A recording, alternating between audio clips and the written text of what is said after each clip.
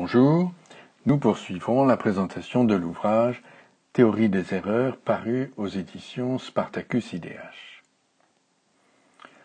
J'en commente ici la première partie qui ne nécessite aucun prérequis si ce n'est une certaine accoutumance avec le calcul des probabilités. C'est dans des travaux de mécanique céleste au début du XIXe siècle que le grand mathématicien Carl Friedrich Gauss apporta un argument célèbre en faveur de l'usage de la loi normale pour représenter les erreurs.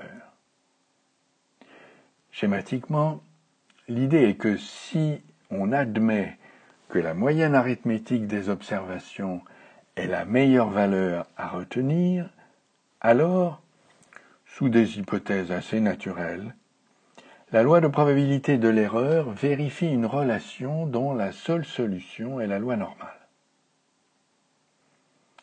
Ce raisonnement eut un immense sillage, au point qu'il est souvent un prétexte dans les applications, aujourd'hui encore, pour ne pas réfléchir davantage. En fait, cette idée de prendre la moyenne pour améliorer la situation est bien naturelle, mais pose beaucoup de questions. Si on mesure la hauteur d'une tour en mesurant l'angle sous lequel on la voit lorsqu'on est à une distance de 100 mètres, faut-il faire la moyenne sur les angles mesurés ou sur les hauteurs calculées? Puis, une dizaine d'années plus tard, Gauss aborde la question de la propagation des erreurs dans les calculs. Et admettant que les erreurs sont petites, il propose une formule pour la variance de l'erreur sur une fonction des données observées qui fait intervenir la somme des variances, chacune multipliée par le carré de la dérivée correspondante. Cette formule est au cœur de la théorie des erreurs telle qu'elle est généralisée aujourd'hui. Pourquoi cette formule est-elle fondamentale? Par rapport à d'autres formules, comme celle qui prend les écarts-types multipliés par les valeurs absolues des dérivées, la formule de Gauss est la seule à ne pas dépendre de la façon d'écrire la fonction f. Elle est intrinsèque. On peut donc l'étudier en tant qu'opérateur sur f.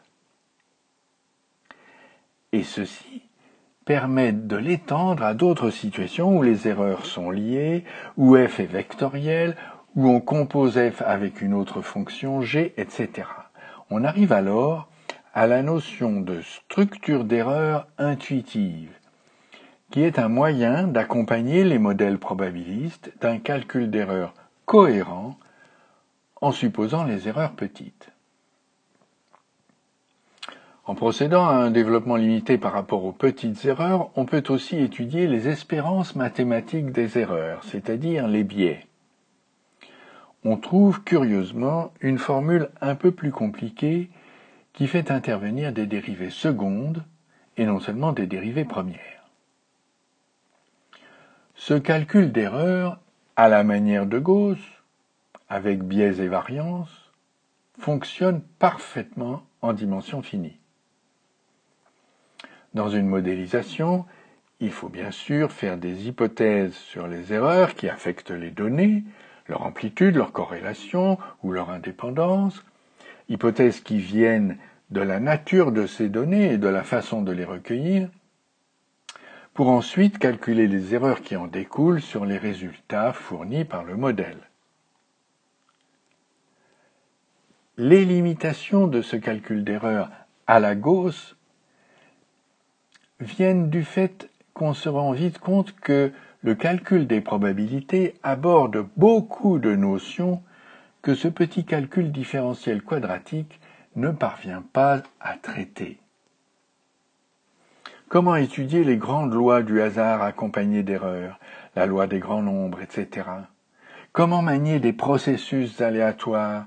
Est-il possible de considérer un mouvement brownien erroné? Pour pouvoir accompagner ce qu'on appelle l'analyse stochastique, les modèles que l'on rencontre en physique, en finance, en traitement du signal, etc., il faut des outils mathématiques plus puissants.